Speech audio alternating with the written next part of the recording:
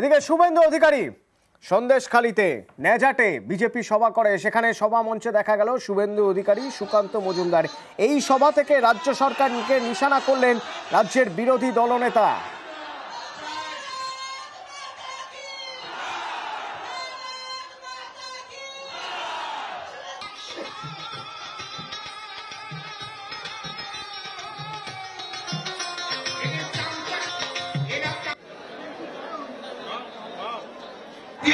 December 2023 বসিরহাটে রেলের ময়দানে দাঁড়িয়ে বলে গেছিলাম, শাহজাহান তোমার দিন শেষ হয়ে আসছে। নরেন্দ্র মোদীজি যে চাল গম ডাল পাঠান, সেই চাল গম ডাল জ্যোতিপ্রিয় মল্লিক বাকিবুর রহমানদের সাথে নিয়ে বাংলাদেশের সাতক্ষীরাতে পাচারের কাজে শাহজাহানরা লিপ্ত ছিল। ইডি এসেছিল, ইডি আক্রান্ত হয়েছে। তারপরে আপনারা দেখেছেন কিভাবে আমরা আপনাদের পাশে থেকে লড়াই করেছি। এই শাহজাহান কার হাতে সৃষ্টি বলুন, কার হাতে? সিপিএম তৈরি করেছিল। সিপিএম এর কোন অধিকার আছে এই সন্দেশখালীর ঘটনায় আপনাদের হয়ে লড়াই করার?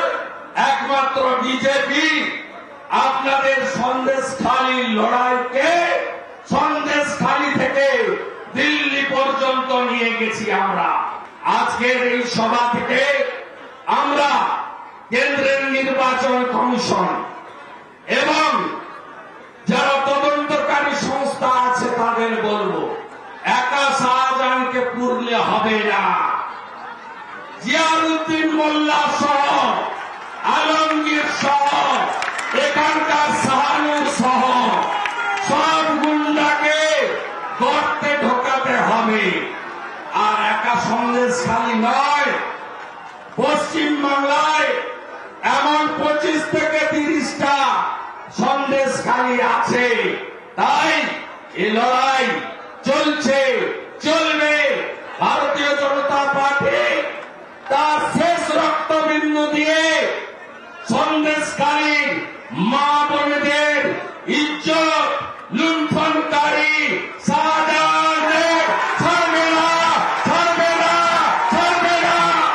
আমরা আপনাদের সঙ্গে 24x7 আছি।